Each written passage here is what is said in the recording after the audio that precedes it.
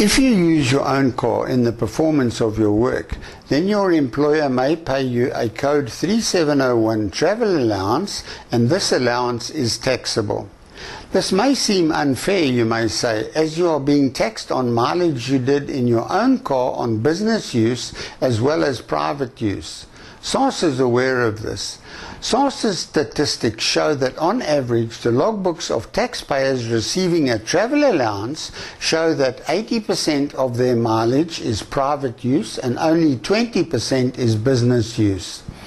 Since you should really only be paying tax on the portion of the allowance attributable to private use, SARS allows employers to tax the taxpayer on only 80% of the travel allowance amount paid at salary source.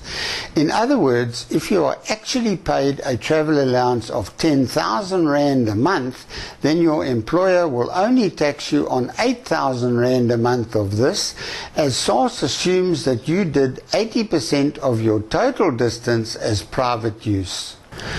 Although you are only taxed on 80% of a travel allowance at salary source, 100% of the full travel allowance paid will appear on the IRP5 as Code 3701, and this full travel allowance will be added to other income to form part of your taxable income.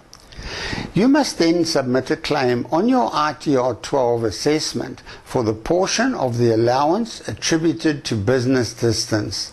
This will ensure that only the portion of the travel allowance attributable to private use will be taxable. When you submit your claim attributable to business distance done, then that claim will be deducted from the full travel allowance you received shown on your IRP5. The Code 3701 amount on the IRP5 will be the full travel allowance you received and not just the 80% portion you were taxed on at salary source. In this example of a monthly salary advice, we can see our taxpayer received a monthly salary of 50,000 Rand and a monthly travel allowance of 10,000 Rand. Although an amount of 10,000 Rand a month is actually paid as a travel allowance, SARS allows the employer to add only 80% of the monthly travel allowance to other income for determining pay-as-you-earn tax at salary source. This means that the employer will only tax the employee on a monthly income of 58,000 Rand. The annual IRP5 shows our salary for the 12 months as 12 times 50,000 or 600,000 Rand, shown as Code 3601 total salary. The Code 3701 travel allowance shows the full travel allowance of 120,000 Rand paid during the tax year, and not merely the 80% portion of the travel allowance which was taxable at salary source. Our income for tax on the IRP5 and making up our taxable income is therefore 720,000 Rand. When we work out our deduction allowed for business distance on our ITR 12 assessment, this deduction will be subtracted from the taxable income of 720,000 Rand and reduce our taxable income.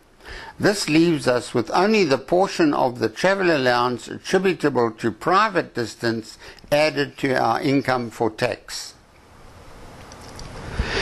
Exactly the same principle applies if you are given the full use of a company car. A fringe benefit amount, which depends on the value of the car, will be added to your income for tax.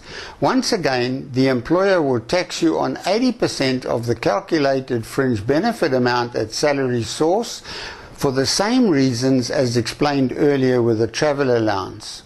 In the same way as with the travel allowance received, 100% of the calculated fringe benefit amount will appear on your IRP5 as Code 3802 and will be added to other income on the IRP5 to form part of taxable income. You are entitled to a claim for business distance done on your ITR 12 assessment, and your claim will be a portion of the total Code 3802 fringe benefit amount attributed to business distance done. For example, if your logbook shows that half the total mileage was done on business distance, then your claim will be half the code 3802 fringe benefit amount. Other lectures on this subject explain what conditions must exist before an employer may only tax you on 20% of a travel allowance paid or on 20% of a fringe benefit levied for the use of a company car.